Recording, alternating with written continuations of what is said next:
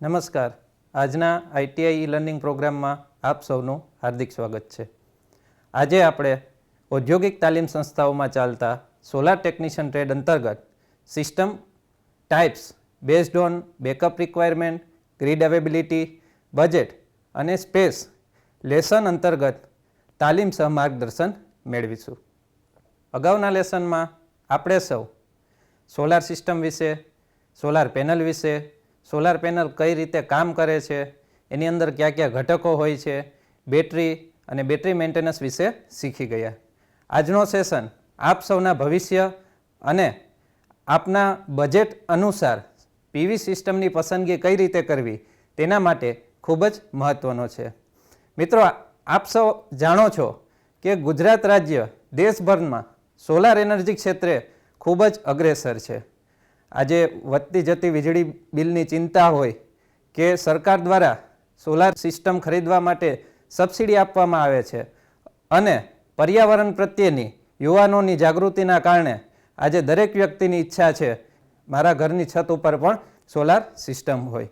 તો આપણે જ્યારે સોલાર સિસ્ટમ લગાવવા માટે વિચારી રહ્યા હોય ત્યારે મનમાં એક પ્રશ્ન થાય કે મારા માટે કઈ સિસ્ટમ અનુકૂળ આવશે? શું મારા બજેટ અનુસાર મારે કઈ સિસ્ટમ લગાવવી પડે? મારી પાસે જગ્યા ઓછી છે તો મારા માટે કઈ સિસ્ટમ અવેલેબલ રહેશે? કઈ સિસ્ટમ સ્યુટેબલ રહેશે? તો આવા દરેક પ્રશ્નોના જવાબ આજે આપણે આ લેસનની અંદર મેળવીશું. તો શરૂ કરીએ આજે આપણો ટોપિક. આપણે પીવી સિસ્ટમના પ્રકારોને 4 મુખ્ય માપદંડોના આધારે શીખીશું. જેમાં પ્રથમ માપદંડ છે ગ્રીડ અવેબિલિટી એટલે કે ગ્રીડની ઉપલબ્ધતા. બીજું છે બેકઅપની જરૂરિયાત. ત્રીજું છે તમારું બજેટ અને ચોથું છે જગ્યાની ઉપલબ્ધતા એટલે કે સ્પેસ. તો આપણે સૌ જાણીએ છીએ કે ગ્રીડ એટલે શું? કે આપણા ઘરમાં જે વીજ વિતરણ કંપની એટલે કે ડિસ્ટ્રીબ્યુશન કંપનીઓ દ્વારા ઘરની અંદર પાવર પૂરો પાડવામાં આવે છે. આપણે સૌને ખબર છે કે આ પાવર છે એ વીજ પોલથી ઘરના મીટર સુધી આવતો હોય છે. તો આવા વીજ પોલના જે નેટવર્ક છે એને આપણે ગ્રીડ કહીએ છીએ. તો આ ગ્રીડની અવેબિલિટીના આધારે સોલાર સિસ્ટમના મુખ્યત્વે 3 પ્રકાર છે. જેમાં પ્રથમ પ્રકાર છે ગ્રીડ ટાઇપ સોલાર સિસ્ટમ, બીજો પ્રકાર છે of grid type solar system અને ત્રીજો પ્રકાર છે હાઇબ્રિડ ટાઇપ સોલાર સિસ્ટમ. તો આજે આપણે આ પ્રથમ માપદંડના આધારે આ 3 પ્રકારોને એક પછી એક સમજીએ. તો આપણી પ્રથમ સિસ્ટમ છે ગ્રીડ ટાઇપ સોલાર સિસ્ટમ. જેવું નામ એવું જેનું કામ છે. આમાં જે નામ છે ગ્રીડ ટાઇડ એટલે કે આ સિસ્ટમ પરમેનન્ટલી ગ્રીડ સાથે કનેક્ટેડ હોવાથી આ સિસ્ટમને ગ્રીડ ટાઇપ સોલાર સિસ્ટમ કહેવામાં આવે છે. અહીંયા આપણે આકૃતિમાં જોઈ શકીએ છીએ કે ગ્રીડ સાઇડ સોલાર સિસ્ટમની અંદર સોલાર પેનલનો સમાવેશ થાય છે, ત્યારબાદ ઇન્વર્ટરનો સમાવેશ થાય છે, મીટરનો સમાવેશ થાય છે અને ગ્રીડનો સમાવેશ થાય છે. આ સિસ્ટમ છે એ પરમેનન્ટ ગ્રીડ સાથે જોડાયેલી છે, જેના કારણે આને ગ્રીડ ટાઇપ સોલાર સિસ્ટમ કહેવામાં આવે છે. અહીંયા આપણે જોઈ શકીએ કે જે સોલાર પેનલ છે એ દિવસ દરમિયાન વીજળી પેદા કરે છે.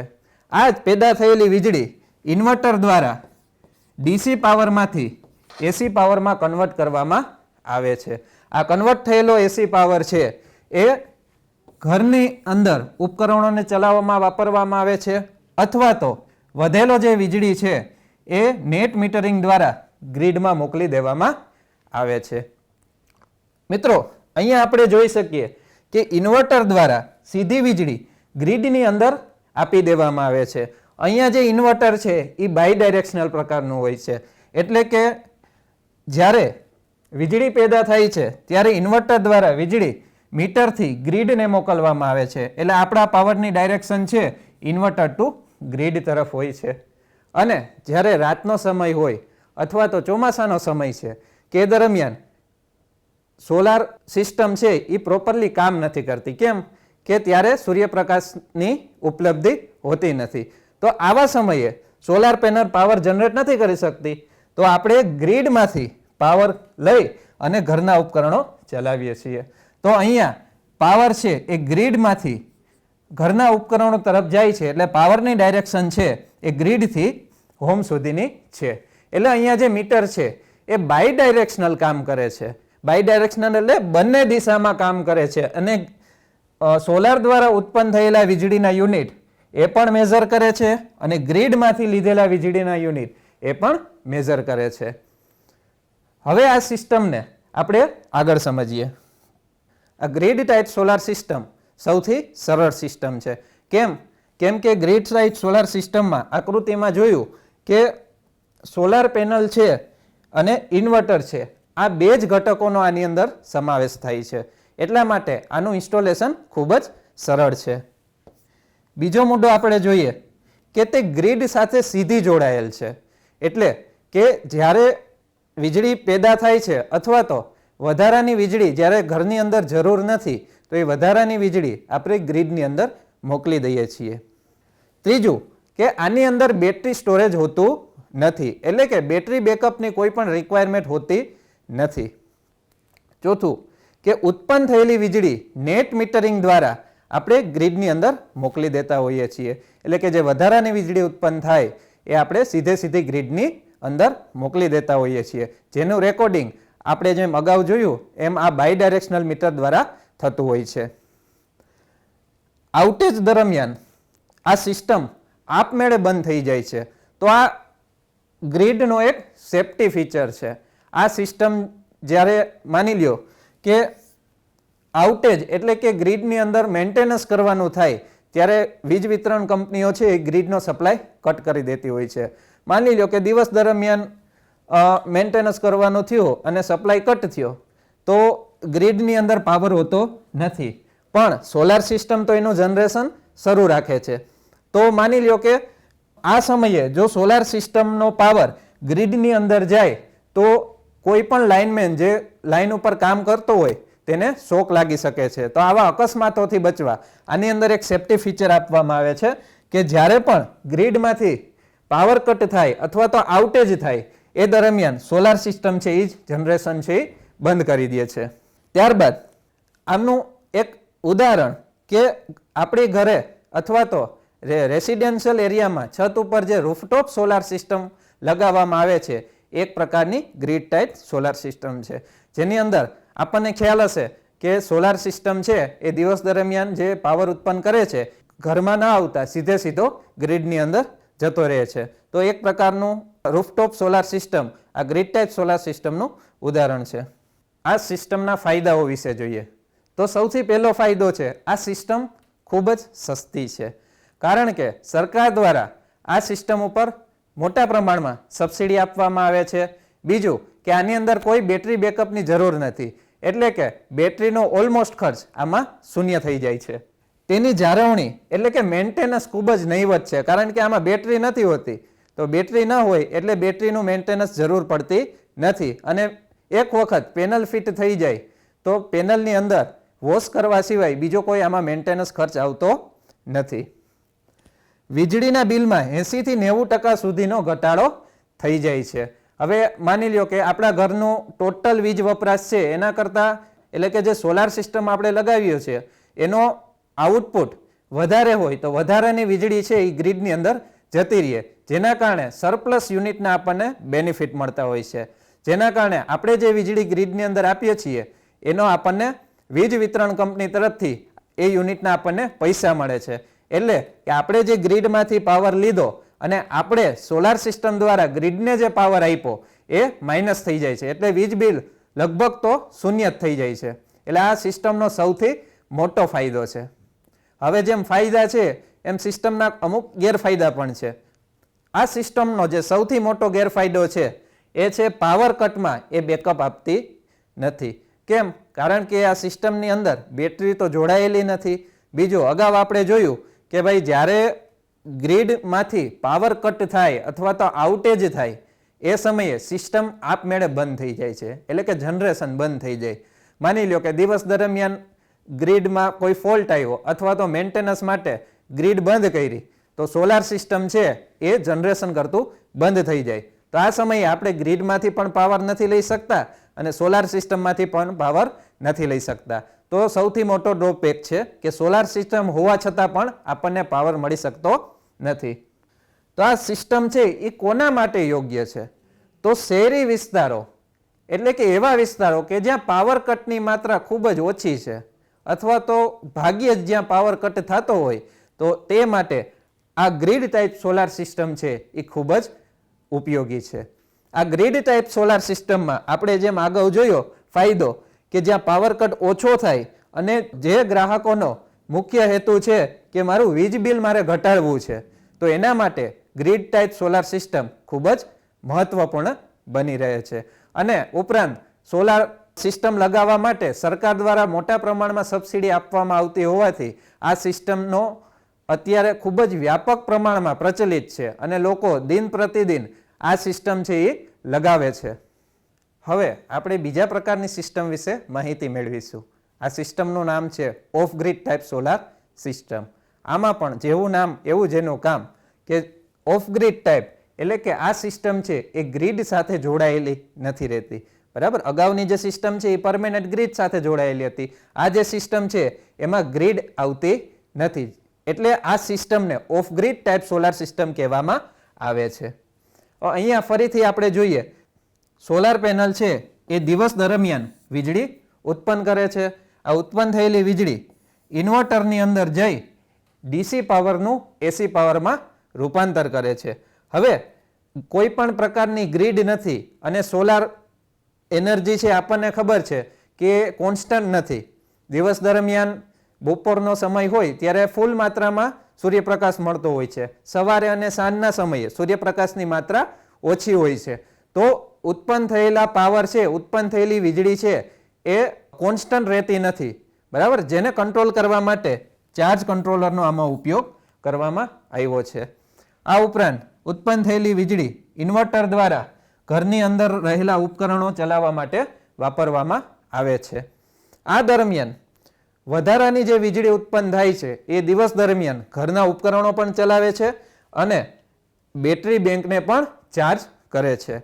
બરાબર, અહીંયા આપણે જોયું કે અગાઉની સિસ્ટમ કરતાં આ સિસ્ટમમાં ફરક એટલો છે કે આ સિસ્ટમની અંદર એક ઘટક ઉમેરાયો છે. એ કયો છે? Battery bank. બેટરી બેંકનો ઉપયોગ બેકઅપ પાવર દરમિયાન કરવામાં આવે છે. દિવસ દરમિયાન બેટરી ચાર્જ થાય છે અને ઘરના ઉપકરણો પણ ચલાવી શકાય છે. હવે માની લ્યો કે ચોમાસાનો સમય છે અથવા તો એવું કોઈ વાદળછાયું વાતાવરણ છે અથવા તો રાત્રે કે જ્યારે સૂર્યપ્રકાશ મળતો નથી તો આવા સમયે શું કરવું? કારણ કે ગ્રીડ તો આમાં છે નહીં. અગાઉની સિસ્ટમમાં આપણે ગ્રીડમાંથી પાવર લઈ લેતા હતા પણ આ સિસ્ટમની અંદર ગ્રીડ નથી એટલે બેટરી દ્વારા ડીસી પાવરને ઇન્વર્ટર એસી પાવરમાં કન્વર્ટ કરી અને ઘરના ઉપકરણો ચલાવે છે. હવે ક્યારેક એવું બની જાય કે જ્યારે સતત સૂર્યપ્રકાશની ગેરહાજરી હોય, કોઈ ચોમાસાની એવી ઋતુ આવી જાય તો આ સમયે સોલાર પેનલ છે એ કામ કરતી નથી અને બેટરી પણ ડિસ્ચાર્જ થયેલી હોય તો આવા સમયે ઇમરજન્સી દરમિયાન પાવરની જરૂરિયાત પૂરી કરવા માટે એક ઓપ્શનલ જનરેટરનો આમાં ઉપયોગ કરવામાં આવે છે. ઓપ્શનલ જનરેટર એટલે શું? આ જે જનરેટર છે એક પ્રકારની ડીજી સિસ્ટમ છે એટલે કે ડીઝલ જનરેટરનો એક પ્રકાર છે કે જ્યારે સૂર્યપ્રકાશ અવેલેબલ નથી અને પાવરની જરૂરિયાત પડી ત્યારે ઓપ્શનલ જનરેટર દ્વારા પાવર ઉત્પન્ન કરી અને ઘરના ઉપકરણો ચલાવવામાં આવે છે. આ સિસ્ટમની અંદર બેટરી બેંક, ઓપ્શનલ જનરેટર અને ચાર્જ કંટ્રોલર આ ત્રણ ઘટકો જે ઉમેરાયા છે એના કારણે આ સિસ્ટમનો ખર્ચ છે એ ખૂબ જ વધી જાય છે. Of grid type solar system આ સિસ્ટમ છે એ ગ્રીડથી સ્વતંત્ર રીતે કામ કરે છે એટલે કે ગ્રીડ સાથે જોડાયેલી નથી હોતી. બીજું, આની અંદર એનર્જી સ્ટોર કરવા માટે એટલે કે ઉર્જા સંગ્રહિત કરવા માટે બેટરી બેંકની જરૂર પડતી હોય છે. એટલા માટે આ સિસ્ટમની અંદર ખૂબ જ મોટા પ્રમાણમાં બેટરીઓ જોડવામાં આવતી હોય છે.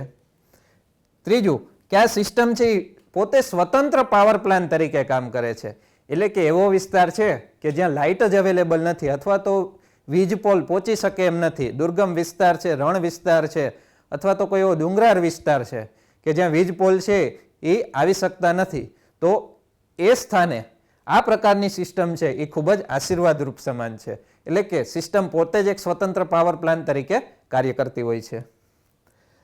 પાવર જનરેશન દરમિયાન બેટરી ચાર્જ થાય છે. સવારના સમયે સોલાર સિસ્ટમ જ્યારે એક્ટિવ થાય ત્યારે એનું સૌથી પહેલું કામ છે બેટરી ચાર્જ કરવાનું હોય છે. બેટરી ચાર્જ થઈ જાય પછી વધારાની વીજળી છે એ ઘરની અંદર ઉપકરણો ચલાવવા માટે વાપરવામાં આવતી હોય છે. ત્યારબાદ ઓછા સૂર્યપ્રકાશના સમયે અથવા તો કોઈ એવું વાદળછાયું વાતાવરણ હોય ત્યારે બેટરીને ચાર્જ કરવા માટે આપણે ઓપ્શનલ જનરેટરનો ઉપયોગ કરીએ છીએ, જે આ સિસ્ટમનો કોસ્ટ છે એ વધારી દે છે.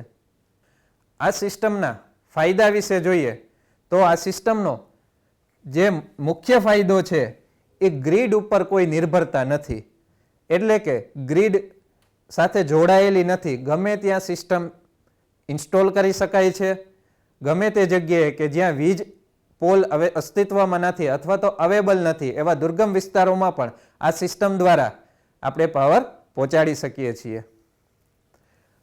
પાવર કટની કોઈ ચિંતા નથી, કારણ કે ગ્રીડ સાથે જોડાયેલી નથી અને બેટરી બેકઅપ જે છે એ રાતના સમયે પણ પાવર પ્રોવાઈડ કરતી હોય છે, એટલે કે આ સિસ્ટમથી 24 કલાક આપણે પાવર મેળવી શકીએ છીએ. આ સિસ્ટમના ગેરફાયદા વિશે જોઈએ તો આ સિસ્ટમ અગાઉની સિસ્ટમ કરતાં ખૂબ જ મોંઘી છે, કારણ કે આની અંદર મોટી અને મોંઘી બેટરીઓનો ઉપયોગ થાય છે. એક ઉદાહરણ આપણે જોઈએ કે જ્યારે સોલાર સિસ્ટમ ઇન્સ્ટોલ કરવાની હોય ત્યારે એમનો 50% જે ખર્ચ છે એ સોલાર પેનલ અને ઇન્વર્ટરનો હોય, અને ઓફ-ગ્રીડ સિસ્ટમની વાત કરીએ તો બીજો 50% ખર્ચ એ માત્ર ખાલી બેટરીઓનો હોય. એટલે કે આ સિસ્ટમ જો ઇન્સ્ટોલ કરીએ તો ગ્રીડ ટાઈટ સિસ્ટમ કરતાં આનો ખર્ચો લગભગ બમણો આવતો હોય છે, એટલે પ્રમાણમાં ખૂબ જ મોંઘી છે. બીજું કે આની અંદર બેટરી ઇન્સ્ટોલ થયેલી છે, એટલે બેટરીને વીકલી અથવા તો મંથલી મેન્ટેનન્સની જરૂર પડતી હોય છે. વળી એની અંદર અલગ અલગ પ્રકારની બેટરીઓનો સમાવેશ થાય, એટલે કે બેટરીઓનું કામ છે એ અમુક વર્ષો દરમિયાન જ ખૂબ જ સારું રહેતું હોય છે, એટલે કે વારંવાર દર 4 થી 5 વર્ષે આ બેટરીઓને બદલાવી પડે છે, તો જ સિસ્ટમ છે એ સ્મૂથલી કામ કરી શકતી હોય છે. એટલા માટે આ જે બેટરીઓનું મેન્ટેનન્સ છે જેના કારણે આ સિસ્ટમનો કોસ્ટ છે એ ખૂબ જ વધારી દે છે, એટલે કે આ સિસ્ટમ જો લગાવીએ તો બજેટ ખૂબ જ વધુ માત્રામાં હોવું આવશ્યક છે. આ ઉપરાંત સોલાર પેનલ અને બેટરી માટે એક અલગ રૂમની વ્યવસ્થા કરવી પડે છે, એટલા માટે જગ્યા પણ આ સિસ્ટમની અંદર ખૂબ જ વધુ પ્રમાણમાં જોઈતી હોય છે. ત્રીજું, જો સતત વાદળછાયું વાતાવરણ હોય તો આ સિસ્ટમની અંદર બેટરી ચાર્જ થતી નથી. જો ડીઝલ જનરેટરનો ઉપયોગ ન કરીએ તો બેટરી ચાર્જ ન થાય અને ડિસ્ચાર્જ થયેલી બેટરી કામ આપી શકતી નથી. તો આવા સમયે ઇમરજન્સી પાવરની બેકઅપ મળતું નથી. એટલે ઓફ-ગ્રીડ સિસ્ટમમાં સૌથી મુખ્ય સમસ્યા એ છે કે બેટરી જ્યારે ડિસ્ચાર્જ થઈ જાય ત્યારે આપણને પાવર મળતો નથી. હવે જે ત્રીજા પ્રકારની સિસ્ટમ છે એ છે hybrid type solar system. Hybrid type એટલે કે ગ્રીડ ટાઈપ અને ઓફ ગ્રીડ ટાઈપ આ બંને સિસ્ટમનો કોમ્બિનેશન એટલે કે hybrid type solar system. Hybrid type solar system વિશે આપણે આકૃતિ દ્વારા સમજીએ. અગાઉ જે સિસ્ટમ હતી એવી જ રીતે આની અંદર પણ સોલાર પેનલનો સમાવેશ થાય છે. બીજું, ઓફ ગ્રીડ ટાઈપ સોલાર સિસ્ટમની જેમ આ સિસ્ટમની અંદર બેટરીની જરૂર પડતી હોય છે. એ સિવાય દિવસ દરમિયાન જે વીજળી ઉત્પન્ન થાય છે એ ઇન્વર્ટર દ્વારા ડીસીમાંથી એસી પાવરમાં કન્વર્ટ કરી અને ઘરના ઉપકરણો ચલાવવામાં વાપરી શકાય છે. હવે જ્યારે વધારાની વીજળી જ્યારે ઘરના ઉપકરણો શરૂ થઈ જાય અથવા તો વીજળીની જરૂર નથી ત્યારે ઉત્પન્ન થયેલા વધારાની વીજળી છે એ મીટરિંગ દ્વારા નેટ મીટર દ્વારા ગ્રીડને મોકલી આપવામાં આવે છે. તો અહીંયા અગાઉની સિસ્ટમની જેમ એક બાય ડાયરેક્શનલ મીટરની અહીંયા વ્યવસ્થા કરવામાં આવે છે કે દિવસ દરમિયાન વધારાની વીજળી ઇન્વર્ટર થ્રુ ગ્રીડ તરફ જાય છે અને રાતના સમયે કે જ્યારે પાવરની રિક્વાયરમેન્ટ જરૂર પડી, જ્યારે બેટરી બેંક કામ નથી કરતી ત્યારે ગ્રીડમાંથી વીજળી એ ઇન્વર્ટર તરફ આવે છે, એટલે કે વીજળીનું વહન અહીંયા બાય ડાયરેક્શનલ રીતે થાય છે. હાઇબ્રિડ સિસ્ટમનો સૌથી જે મોટો ફાયદો છે એ છે બેટરી બેકઅપનો, કે અહીંયા ઓફ ગ્રીડ ટાઈપની સિસ્ટમની જેમ ખૂબ જ વિશાળ પ્રમાણમાં બેટરીની જરૂર પડતી નથી. કેમ? કારણ કે અહીંયા આપણી પાસે ગ્રીડ તો અવેલેબલ છે જ, બરાબર? એટલે જ્યારે પણ ઇમરજન્સી થાય ત્યારે માની લો કે બેટરી કામ નથી કરતી, ત્યારે ગ્રીડમાંથી પણ આપણે પાવર લઈ શકીએ છીએ. હાઇબ્રિડ સિસ્ટમની અંદર સૌથી મોટો ફાયદો એ છે કે બાયડાયરેક્શનલ પાવરમાં પણ કામ કરે છે. જ્યારે પણ રાત્રે જ્યારે સૂર્યપ્રકાશ અવેલેબલ નથી ત્યારે પાવર છે એ બેટરી દ્વારા ઘર સુધી પહોંચે છે. અને જ્યારે વાદળછાયું વાતાવરણ છે અથવા તો કોઈ કારણોસર ગ્રીડની અંદર ફોલ્ટ છે ત્યારે ઓન ગ્રીડ સિસ્ટમની જેમ આ સિસ્ટમ છે એ બંધ નથી થઈ જતી. એટલે કે આઉટેજ દરમિયાન પણ આપણને બેટરી થ્રુ પાવર મળી રહે છે. તો આ પ્રકારની જે પાવર સિસ્ટમ છે એ ઓન ગ્રીડ અને ઓફ ગ્રીડ આ બંને પ્રકારની પાવર સિસ્ટમના શ્રેષ્ઠ સુવિધાઓને જોડે છે. આ સિસ્ટમ ગ્રીડ સાથે પણ જોડાયેલી છે અને બેટરી સાથે પણ જોડાયેલી છે. એટલે બંને જગ્યાએથી આપણને પાવર પ્રોવાઈડ થાય છે. ત્રીજું કે આઉટેજ સમયે આપણને મહત્વપૂર્ણ બેકઅપ પાવર સ્ત્રોત પૂરો પાડે છે. કે આઉટેજ થાય ત્યારે ગ્રીડમાંથી પાવર આવતો નથી, તે સમયે આપણે બેટરીમાંથી પાવર લઈ શકીએ છીએ. અને રાતના સમયે જ્યારે બેટરી કદાચ ડિસ્ચાર્જ હોય તો ગ્રીડમાંથી પાવર લઈને બેટરી ચાર્જ કરી શકીએ છીએ. એટલે હાઇબ્રિડ સોલાર સિસ્ટમની અંદર આપણે બંને રીતે ફાયદો મળી રહે છે. આ સિસ્ટમના ફાયદા વિશે જોઈએ કે જ્યારે પાવર કટ થાય એટલે કે આઉટેજ આવે ત્યારે સિસ્ટમ આપમેળે બેટરી ઉપર શિફ્ટ થઈ જાય છે અને ઘરનો પાવર ચાલુ રહે છે. સૌથી મોટો ફાયદો છે. અને બીજો છે કે બેટરી છે એટલે આપણને એમાં બેકઅપ પણ મળે છે અને વધારાની વીજળી આપણે ગ્રીડમાં આપીએ છીએ, આપણું વીજ બિલ પણ અહીંયા ઘટે છે. આ સિસ્ટમના ગેરફાયદા વિશે જોઈએ તો ઓન ગ્રીડ સિસ્ટમ કરતાં મોંઘી છે, કારણ કે આની અંદર બેટરી આપણે જરૂર પડે છે. બીજું, એની રચના થોડીક જટિલ હોય છે, કારણ કે ઓફ ગ્રીડ સોલાર સિસ્ટમની જેમ આની અંદર બેટરી તો જોડેલી હોય જ છે અને વધારાનો જે પાવર છે એ ગ્રીડમાં મોકલવા માટે બાયડાયરેક્શનલ મીટરની પણ આમાં જરૂર પડતી હોય છે. એટલે કે ઘટકોની સંખ્યા વધતી જતી હોવાથી આ સિસ્ટમનું ઇન્સ્ટોલેશન થોડુંક કોમ્પ્લિકેટેડ થઈ જાય છે. તો આ સિસ્ટમ છે એ કોના માટે યોગ્ય છે? કે જેમને વીજ બિલ ઘટાડવાની સાથે સાથે પાવર રિક્વાયરમેન્ટ પણ જોતી હોય છે, બેકઅપ પાવરની રિક્વાયરમેન્ટ જ્યારે જોઈએ છીએ, એવા ગ્રાહકો માટે આ સિસ્ટમ આશીર્વાદરૂપ સમાન છે. ઉદાહરણ તરીકે હોસ્પિટલ છે, આઈટી કંપનીઓ છે કે જ્યાં અથવા તો વર્ક ફ્રોમ હોમ, ઓફિસો, દુકાનો કે જ્યાં પાવરની સાથે પાવરનું બેકઅપ પણ જરૂર હોય ત્યારે હાઇબ્રિડ પ્રકારની સોલાર સિસ્ટમ ત્યાં લગાવવામાં આવતી હોય છે. તો મિત્રો, આપણે 3 પ્રકારની સોલાર સિસ્ટમ વિશે સમજી ગયા છીએ. તો હવે આપણને પ્રશ્ન થાય કે મારા માટે કઈ સિસ્ટમ યોગ્ય છે? આપણે અગાઉના માપદંડો જોયા કે ગ્રીડની અવેબિલિટી તો ઠીક છે કે જ્યાં છે ત્યાં ઓન ગ્રીડ સોલાર સિસ્ટમ લાગશે, જ્યાં નથી ત્યાં ઓફ ગ્રીડ લાગશે, અથવા તો પાવરની રિક્વાયરમેન્ટ સાથે સાથે વીજળીનું બિલ પણ ઘટાડવું છે તો હાઇબ્રિડ પ્રકારની સોલાર સિસ્ટમ લાગશે. પણ હવે જે બીજા માપદંડો છે કે મારું બજેટ ઓછું છે અથવા તો મારું બજેટ વધારે છે અથવા તો મારા છત ઉપર જગ્યા વિશાળ છે અથવા તો મારી પાસે જગ્યા જ નથી, તો આવા સમયે મારે કઈ સિસ્ટમ અપનાવવી જોઈએ? તો આ પ્રશ્નોનો આપણે જવાબ અગાઉ મેળવીએ. તો બીજો માપદંડ જોઈએ, બેકઅપ રિક્વાયરમેન્ટ. તો આપણા મનમાં પ્રશ્ન થાય કે શું ખરેખર મારે પાવર બેકઅપની જરૂરિયાત છે? તો કે મારા વિસ્તારમાં અથવા તો જે વિસ્તારમાં પાવર કટ ભાગ્યે જ થાય છે, એટલે કે એવો શહેરી વિસ્તાર છે કે જ્યાં પાવર કટનો પ્રોબ્લેમ નથી, તો એ ટાઈમે ગ્રીડ ટાઈપ સિસ્ટમ છે એ યોગ્ય છે. કે જ્યાં બેટરી બેકઅપની જરૂરિયાત નથી, પાવર કટ છે એ ખૂબ જ ઓછી માત્રામાં થતો હોય, તો આપણે ત્યાં ગ્રીડ ટાઈપ સોલાર સિસ્ટમ છે એ લગાવી શકીએ છીએ. બીજું કે જો તમારે એવો વ્યવસાય છે કે જ્યાં વીજળીની સતત જરૂર પડે છે અને આઉટેજ દરમિયાન પણ મારે પાવર બેકઅપની જરૂર પડતી હોય છે, તો આવા સમયે મારે ત્યાં હાઇબ્રિડ સિસ્ટમ છે એ પસંદગી કરવી જોઈએ. કે જે સમયે પાવર આઉટેજ જાય અથવા તો રાતનો સમય છે તો અને કદાચ ગ્રીડમાં ફોલ્ટ થાય તો એ સમયે બેટરી દ્વારા પણ મને પાવર પૂરતો છે એ મળી રહેવો જોઈએ. કે જ્યાં 24 કલાક છે પાવરની અવેબિલિટી જોઈએ છીએ તો ત્યાં હાઇબ્રિડ પાવર સિસ્ટમની પસંદગી કરવી પડે. ત્રીજું કે જે જગ્યાએ ગ્રીડ જ નથી એવા દુર્ગમ વિસ્તારો છે, રણ વિસ્તાર છે, ડુંગરાળ વિસ્તારો છે કે જ્યાં વીજ પોલ છે એ પહોંચી શક્યા નથી, તો આવા સ્થળે ઓફ ગ્રીડ સિસ્ટમ સિવાય બીજો કોઈ જ વિકલ્પ બચતો નથી. એટલે કે એવા સ્થળે આપણે ફરજિયાતપણે ઓફ ગ્રીડ સોલાર સિસ્ટમ છે એ લગાવવી જોઈએ. હવે સૌથી મુખ્ય વાત જે આવે છે બજેટની, કે મારી પાસે પૈસા આટલા છે તો આટલા પૈસામાં કઈ સોલાર સિસ્ટમ મારા માટે યોગ્ય રહેશે. તો આપણે અગાઉ 3 સોલાર સિસ્ટમ વિશે સમજ્યા છીએ. તો એમાં જે સૌથી પહેલું છે કે ગ્રીડ ટાઈપ સોલાર સિસ્ટમ છે એ સૌથી સસ્તી છે.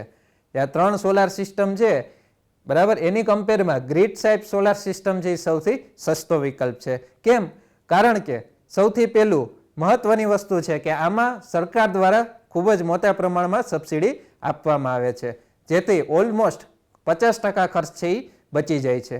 અને મુખ્ય ફાયદો એ છે કે આ પ્રકારની સોલાર સિસ્ટમની અંદર પાવર બેકઅપની જરૂર નથી, એટલે કે બેટરીનો ખર્ચ છે એ બચી જાય છે, જેથી આ સિસ્ટમ છે એ બજેટની દ્રષ્ટિએ ખૂબ જ સસ્તી છે અને શ્રેષ્ઠ પણ છે. બીજું કે મારે પાવર બેકઅપની સાથે સાથે લાઇટ બિલ પણ ઓછું કરવું છે તો હાઇબ્રિડ પાવર સિસ્ટમની પસંદગી કરવી પડે છે. પણ અહીંયા આપણે જોઈએ કે હાઇબ્રિડ પીવી સિસ્ટમની અંદર બેટરીની જરૂર પડતી હોય છે, કે જે ઓન ગ્રીડ અથવા તો ગ્રીડ ટાઈપ સોલાર સિસ્ટમની સરખામણીમાં કોસ્ટ છે એ લગભગ 1.5 ગણો અથવા તો બમણો કરી દે છે, કારણ કે બેટરીનો ખર્ચ છે એ સિસ્ટમમાં ખર્ચ વધારી દેતો હોય છે. બીજું, બેટરી આવે એટલે મેન્ટેનન્સનો કોસ્ટ પણ વધી જતો હોય છે. અને જો બજેટ ખૂબ જ વધુ છે અથવા તો વિસ્તાર ખૂબ જ દુર્ગમ છે કે જ્યાં વીજ પોલ અવેલેબલ નથી, તો આ સ્થળે ફરજિયાતપણે તમારે ઓફ ગ્રીડ સોલાર સિસ્ટમ લગાવવી પડતી હોય છે. આનો મુખ્ય ગેરફાયદો એ છે કે સૌથી મોટી બેટરી બેંક આમાં જરૂર પડતી હોય છે. અને બીજું કે જ્યારે કે રાતનો સમય હોય અથવા તો ચોમાસાની ઋતુ છે કે જ્યારે સોલાર સિસ્ટમ પાવર જનરેટ નથી કરતી, તો આ સમયે આપણે બેકઅપ જનરેટરની પણ જરૂર પડતી હોય છે, જે આ સિસ્ટમનો કોસ્ટ અગાઉની 2 સિસ્ટમ કરતાં ખૂબ જ મોટી માત્રામાં વધારી દેતો હોય છે. તો આમ બજેટની દ્રષ્ટિએ જોવા જઈએ તો બજેટ જો ઓછું હોય અને બેકઅપની જરૂર નથી તો ઓન ગ્રીડ અથવા તો ગ્રીડ ટાઈપ સોલાર સિસ્ટમની પસંદગી કરવી જોઈએ. જો બજેટ વધુ છે, પાવર બેકઅપની પણ જરૂર છે, તો હાઇબ્રિડ સોલાર સિસ્ટમની પસંદગી કરવી જોઈએ. અને વિસ્તાર છે દુર્ગમ છે, ગ્રીડની અવેબિલિટી નથી, તો ફરજિયાતપણે ઓફ ગ્રીડ સોલાર સિસ્ટમની પસંદગી અહીંયા કરવી પડે છે. બજેટ વિશે આપણે જોયું. હવે આપણે જોઈએ જગ્યાની ઉપલબ્ધતા, એટલે કે સ્પેસ, કે છત ઉપર સ્પેસ ઓછી હોય અથવા તો છત ઉપર સ્પેસ વધુ હોય તો એ સમયે કઈ સોલાર સિસ્ટમ અનુકૂળ રહેતી હોય છે. તો એક સામાન્ય થંબ રૂલ છે કે 1 કિલોવોટની જો સોલાર સિસ્ટમ ઇન્સ્ટોલ કરવી હોય તો અંદાજે 100 સ્ક્વેર ફીટની જગ્યા, 100 ચોરસ ફૂટની છાયા વગરની જગ્યાની જરૂર પડે છે. એટલે કે મારો છતનો એરિયો કેટલો છે એના આધારે સોલાર સિસ્ટમની પસંદગી કરવી હોય છે. બરાબર, કે 1 કિલોવોટ સિસ્ટમ માટે 100 સ્ક્વેર ફીટની જગ્યા જરૂર પડે છે, તો 5 કિલોવોટની સોલાર સિસ્ટમ માટે આશરે 500 સ્ક્વેર ફૂટની જરૂર પડતી હોય છે. એટલે જો જગ્યા વિશાળ છે તો વધુ આઉટપુટ ધરાવતી સોલાર સિસ્ટમ ઇન્સ્ટોલ કરી શકો છો, અથવા તો જગ્યાનો અભાવ છે તો આપણે ઓછા કિલોવોટ ધરાવતી સોલાર સિસ્ટમ ઇન્સ્ટોલ કરવાની જરૂર પડતી હોય છે. બીજું કે જો જગ્યા વધુ છે તો વધુ કેપેસિટી વાળી સોલાર સિસ્ટમ ઇન્સ્ટોલ કરીએ તો જે વધારાની વીજળી ઉત્પન્ન થાય છે એ વધારાની વીજળી ગ્રીડની અંદર મોકલી, એટલે કે વીજળી વેચીને આપણે ખૂબ જ મોટી માત્રામાં રેવન્યુ પણ જનરેટ કરી શકીએ છીએ. એટલે કે આજકાલ જે કોમર્શિયલ સોલાર પ્લાન્ટ હોય છે કે જેની અંદર સોલાર પેનલો ખૂબ જ વિશાળ માત્રામાં ઇન્સ્ટોલ કરી અને વીજળી છે એ ડાયરેક્ટ ગ્રીડની અંદર મોકલી દેવામાં આવતી હોય છે, કે જેના થકી કંપની છે અથવા તો કોઈ મોટો કસ્ટમર છે એ પોતાની રેવન્યુ પણ જનરેટ કરી શકે છે. એટલે કે વીજ કંપની જે છે એના દ્વારા આપણને એ યુનિટના પૈસા મળે છે. હવે એક પ્રશ્ન થાય કે મારી પાસે તો જગ્યા ઓછી છે અને મારે થોડુંક મોટી કેપેસિટી ધરાવતી સોલાર સિસ્ટમ ઇન્સ્ટોલ કરવી છે. તો આની અંદર આપણે વધુ કેપેસિટી ધરાવતી સોલાર સિસ્ટમ ઇન્સ્ટોલ નથી કરી શકતા, કારણ કે જગ્યાનો અભાવ છે. તો ઓછી જગ્યા હોય તો વધુ કાર્યક્ષમ છે એ પેનલ લગાવવી પડે છે. બરાબર, અગાઉ આપણે લેસનમાં જોયું કે ભાઈ બે પ્રકારના સોલાર સેલ હતા, એક મોનોક્રિસ્ટલાઇન છે અને બીજો પોલીક્રિસ્ટલાઇન છે. મોનોક્રિસ્ટલાઇન પેનલ છે, આ પેનલ છે એ થોડીક મોંઘી છે. બરાબર, પણ એની સાથે એનું આઉટપુટ પણ વધુ છે, એટલે ઓછી જગ્યાની અંદર આપણને વધુ વીજળી મળે છે. બીજી પેનલનો ટાઈપ છે પોલીક્રિસ્ટલાઇન, કે જે અગાઉની પેનલ કરતાં મોનોક્રિસ્ટલાઇન કરતાં સસ્તી છે, પણ આ પેનલ છે એ જગ્યા વધુ રોકે છે. એટલે જગ્યા ઓછી હોય અને બજેટ પણ જો હોય તો મોનોક્રિસ્ટલાઇન પેનલ તરફ આપણી પસંદગી હોવી જોઈએ. તો આજે આપણે અલગ અલગ માપદંડોના આધારે સોલાર સિસ્ટમના ટાઈપ વિશે જોયું. તો અહીંયા એક સારાંશનું ટેબલ આપણે જોઈ શકીએ કે જો મારે બેકઅપની જરૂરિયાત નથી, મારું બજેટ ઓછું છે અને મારી પાસે જગ્યા ઓછી છે, તો મારે ફરજિયાતપણે ગ્રીડ ટાઈપ સોલાર સિસ્ટમની પસંદગી કરવી જોઈએ. જો મારી પાસે બજેટ વધુ છે અને પાવર બેકઅપની પણ જરૂર છે, તો મારે હાઇબ્રિડ પ્રકારના સોલાર સિસ્ટમની પસંદગી કરવી જોઈએ, કે જેની અંદર પાવર બેકઅપ તરીકે મુખ્ય સ્ત્રોત છે એ બેટરી બેંકનો છે. અને જ્યારે મારી પાસે ગ્રીડની જ ઉપલબ્ધતા નથી, એટલે કે ગ્રીડ જ નથી, તો ફરજિયાતપણે આપણે ઓફ ગ્રીડ સિસ્ટમની પસંદગી કરવી પડે છે, કે જેમાં મુખ્ય ગેરફાયદો શું છે કે આની અંદર બેટરી છે એ સૌથી મોંઘી વસ્તુ છે. એટલે કે વધારે પ્રમાણમાં બેટરી લગાવવી પડતી હોય છે, તો એ આ સિસ્ટમનો કોસ્ટ છે એ ખૂબ જ વધારી દેતી હોય છે. તો સારાંશ તરીકે આપણે જોઈએ કે ભાઈ ગ્રીડ ટાઈપ સોલાર સિસ્ટમ છે એવી જગ્યાએ જરૂર પડે કે જ્યાં ગ્રીડ છે એ 24 કલાક અવેલેબલ છે, પાવર કટ જ્યાં ભાગ્યે થાય છે, એ સમયે ગ્રીડ ટાઈપ સોલાર સિસ્ટમ છે એ સરસ કામ આપે છે. કે જ્યાં પાવરની સાથે બેટરી બેકઅપ પણ જરૂરી છે, તો ત્યાં હાઇબ્રિડ પ્રકારની સોલાર સિસ્ટમ છે એ જરૂરી છે. અને કે જ્યાં ગ્રીડની અવેબિલિટી જ નથી, એટલે કે ગ્રીડ જ નથી, તો ત્યાં ઓફ ગ્રીડ પ્રકારની સોલાર સિસ્ટમ છે એ ત્યાં જરૂર છે. તો અહીંયા આપણે સ્ક્રીન ઉપર જોઈ શકીએ છીએ કે 3 પ્રકારની સોલાર સિસ્ટમ છે એનો બેઝિક ડાયાગ્રામ છે. સૌથી પહેલી જે સોલાર સિસ્ટમ છે એ off grid type solar system છે, કે જેની અંદર સોલાર પેનલ દ્વારા વીજળી ઉત્પન્ન થાય છે. દિવસ દરમિયાન ઉત્પન્ન થયેલી વીજળી છે એ ઘરના ઉપકરણો ચલાવવા માટે પણ વપરાય છે અને બેટરી ચાર્જ કરવા માટે પણ વપરાય છે. જ્યારે રાતના સમયે સોલાર એનર્જી અવેલેબલ નથી, ત્યારે ચાર્જ થયેલી બેટરી છે એ ઘરના ઉપકરણો ચલાવવા માટે ઉપયોગમાં આવે છે.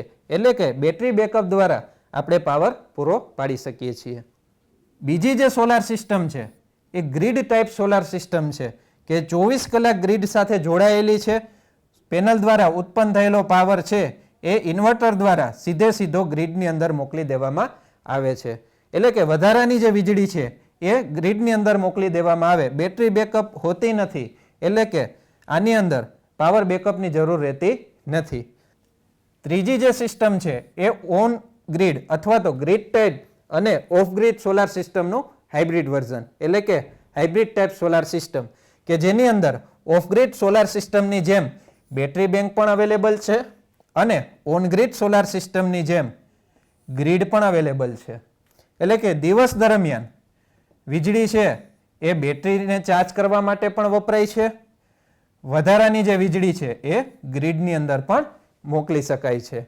અને રાતનો સમય છે અથવા તો કોઈ કારણોસર યુટિલિટી ગ્રીડ છે એ ફોલ્ટી થાય છે અથવા તો મેન્ટેનન્સ માટે ગ્રીડ ઓફ કરે છે, ત્યારે ઘરના ઉપકરણોને બેટરી દ્વારા પણ ચલાવી શકીએ છીએ. એ હાઇબ્રિડ સિસ્ટમનો સૌથી મોટો ફાયદો છે. તો આજે આપણે પીવી સિસ્ટમના પ્રકારો વિશે જાણ્યું. પીવી સિસ્ટમના પ્રકારો 4 મુખ્ય માપદંડોના આધારે આપણે જોઈએ, જેમ કે ગ્રીડ અવેબિલિટી ઉપર પીવી સિસ્ટમના પ્રકારો જોયા, બજેટની જરૂરિયાતોના આધારે કયા પ્રકારની પીવી સિસ્ટમ શ્રેષ્ઠ છે, જગ્યાની ઉપલબ્ધતાના આધારે કયા પ્રકારની પીવી સિસ્ટમ શ્રેષ્ઠ છે અને પાવર બેકઅપની જરૂરિયાતના આધારે કયા પ્રકારની પીવી સિસ્ટમ શ્રેષ્ઠ છે એ વિશે આપણે જાણ્યું. એટલે કે હવે ભવિષ્યમાં જ્યારે ટેકનિશિયન તરીકે આપણે ગ્રાહકોને જ્યારે સમજાવવાના થાય કે ભાઈ તમારા બજેટની અનુસાર, તમારા જગ્યાની અનુસાર, તમારા પાવર બેકઅપની રિક્વાયરમેન્ટની અનુસાર તમારા માટે કયા પ્રકારની પીવી સિસ્ટમ શ્રેષ્ઠ છે, તો આ 3 પ્રકારની પીવી સિસ્ટમનો રેફરન્સ લઈ અને આપણે ખૂબ જ સરળતાથી સમજાવી શકીએ છીએ. હવે આ સેશન વિશે આગળ વધતા આપણે MCQ ઉપર જઈએ. પ્રથમ MCQ છે કે કઈ સૌર ઉર્જા સિસ્ટમ સૌથી સસ્તી અને ઇન્સ્ટોલ કરવા માટે સરળ છે. તો ઓપ્શન જોઈએ કે પ્રથમ ઓપ્શન છે હાઇબ્રિડ પ્રકારની સિસ્ટમ, બીજો ઓપ્શન છે ઓફ ગ્રીડ સિસ્ટમ, ત્રીજો ઓપ્શન છે ગ્રીડ ટાઈપ સિસ્ટમ અને ચોથો ઓપ્શન છે બધી સિસ્ટમોની કિંમત લગભગ સમાન હોય છે. હવે પ્રશ્નોની અંદર આપણને પૂછ્યું છે કે કઈ સિસ્ટમ સૌથી સસ્તી અને ઇન્સ્ટોલ કરવા માટે સરળ છે. તો અગાઉ આપણે 3 સિસ્ટમ જોઈ, એની અંદર આપણને ખ્યાલ છે કે સૌથી સસ્તી જે સિસ્ટમ છે એ કઈ છે, તો એ ગ્રીડ ટાઈપ સિસ્ટમ છે. કેમ ગ્રીડ ટાઈપ સિસ્ટમ છે? કેમ કે આ સિસ્ટમની અંદર બેટરીની જરૂરિયાત રહેતી નથી અને વળી આ સિસ્ટમ પાછી 24 કલાક ગ્રીડ સાથે જોડાયેલી છે. એટલા માટે આ સિસ્ટમની અંદર જે એના ઘટકો છે એ ખૂબ જ ઓછા થઈ જાય છે. ઇન્સ્ટોલેશન કોસ્ટ ખૂબ જ ઓછો આવે છે. એટલા માટે સસ્તી છે, સબસિડી પણ વધારે મળે છે અને ઇન્સ્ટોલ કરવા માટે પણ ખૂબ જ સરળ છે. બીજો જે MCQ છે, ગ્રીડ આઉટેજ દરમિયાન કઈ સિસ્ટમ બેકઅપ પાવર આપે છે? ઓપ્શન છે grid type system, of grid type system, બંને અથવા તો બંનેમાંથી કોઈ પણ નહીં. હવે પ્રશ્નની અંદર શું પૂછ્યું છે કે ગ્રીડ આઉટેજ દરમિયાન, ગ્રીડ આઉટેજ એટલે શું કે કોઈ ગ્રીડની અંદર ફોલ્ટ થયો, બરાબર, અથવા તો મેન્ટેનન્સ માટે ગ્રીડ બંધ કરી છે, તો એવા સમયે ઘરની અંદર પાવર આવી શકતો નથી. તો આવા સમયે કઈ સિસ્ટમ આપણને બેકઅપ પાવર આપે છે?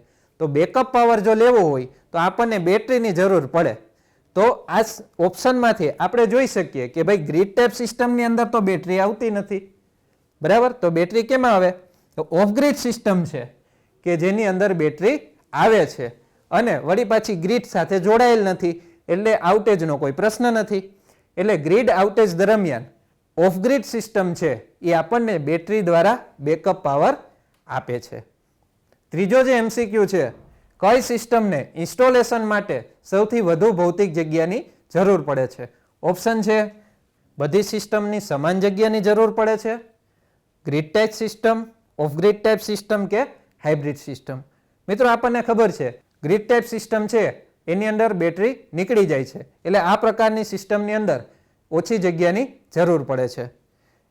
બીજું of grid type solar system અને ચોથો ઓપ્શન છે હાઇબ્રિડ ટાઈપ સોલાર સિસ્ટમ.